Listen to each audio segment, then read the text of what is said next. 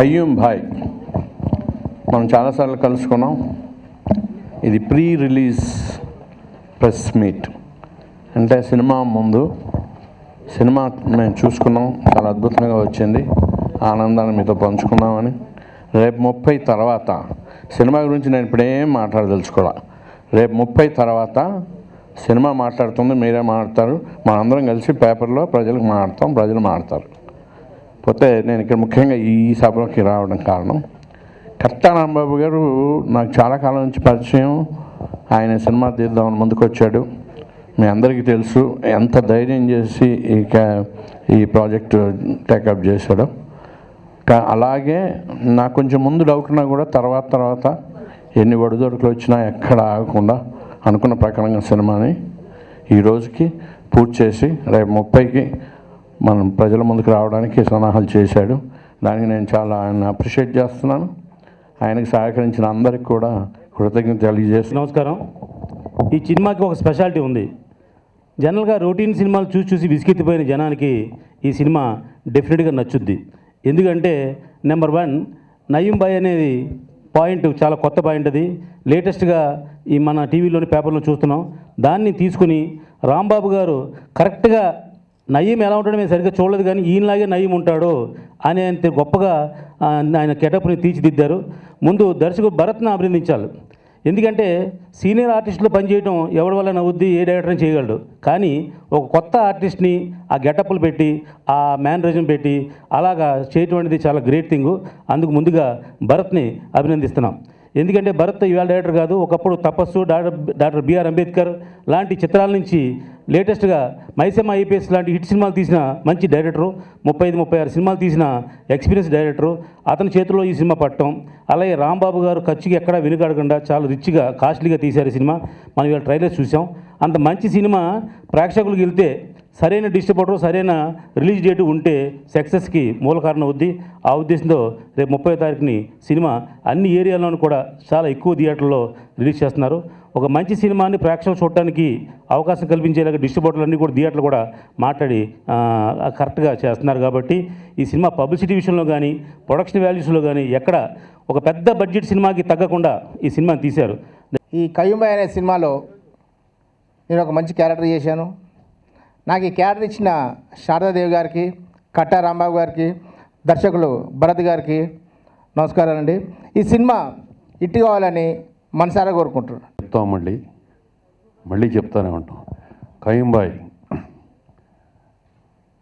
మంచి సినిమా అండి. From the very beginning ఎప్పుడైతే స్క్రిప్ట్ చేశారో స్క్రిప్ట్ దగ్గర నుంచి నేను ఉన్నాను. అండ్ ఎస్పెషలీ భరత్ అందరూ చెప్పినట్టు is a good technician. Unfortunately ఆయనకి రావాల్సిన స్థానం ఇంకా not he's come at. I think after this film he will go to places. Katta Sharadadevi గారు ప్రొడ్యూసర్, మా చెల్లి లాంటిది. ఈయన బావ పన్నీరు. సో మేమంతా ఇది ఒక ఫ్యామిలీ అఫైర్ లాగా ఉండేది. షూటింగ్లో అయితే మాకు పిక్నిక్ అండి. రోజు అసలు it was like A picnic. Evening అవగానే అందరూ సరదాగా అందరూ కూర్చుంటాం, మాట్లాడుకుంటాం. హోటల్స్ సాయంత్రం రండి బావ ఈ గుంటూరు నుంచి వచ్చేవాళ్ళు, అక్కడి నుంచి భోజనాలు తెచ్చేవాళ్ళు. అలా సినిమా షూటింగ్ చేసినంతసేపు మరి ఆయన ఎన్ని బాధలు పడ్డాడో, డబ్బులు ఉన్నాయో లేవో తెలియదు కానీ, బట్ డబ్బులు లేవు అన్నట్టు ఫీలింగ్ ఎక్కడా లేదు. He spent a lot of money and సినిమాని సినిమాలాగే తీశాడు.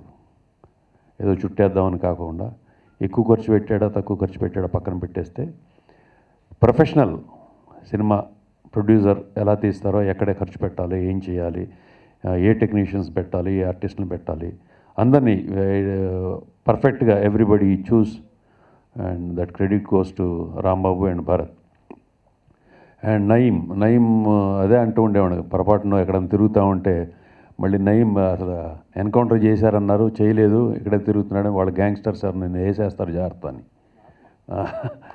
సో మీ అందరికీ మేము చెప్పేది కదా, మీ అందరూ కూడా ఫోటోలు చూస్తే అలా అనిపిస్తూ ఉంటుంది, నయీం లాగా ఉన్నాడని.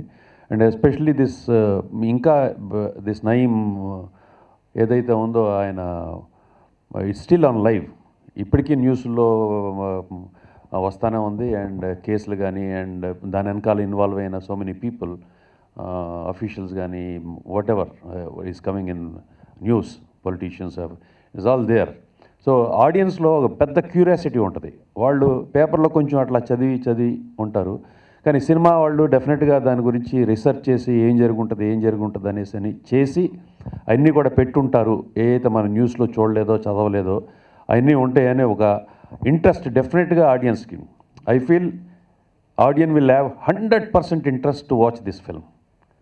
డెఫినెట్గా ఈ నయీం గురించి తెలిసిన వాళ్ళు కానీ, న్యూస్ చూసిన వాళ్ళు కానీ, ఆడియన్స్లో ఉండే యంగ్స్టర్స్ కానీ, ఈ so many cine lovers, everybody డెఫినెట్గా క్లాసు మాస్ అని కాకుండా everybody will have an interest to see this film. అందరికీ నమస్కారాలు. నేను ఫస్ట్ టైము ప్రొడ్యూస్ చేస్తున్నాను. కయ్యంబాయి అనే చిత్రం తీయటానికి కూడా కారణాలు ఉన్నాయి. ఆ పేపర్లో అవన్నీ చూసి కయ్యంబాయి అనే చిత్రం తీద్దామని భర్త గారితో సంప్రదించి ఇవన్నీ మేము చేసుకొని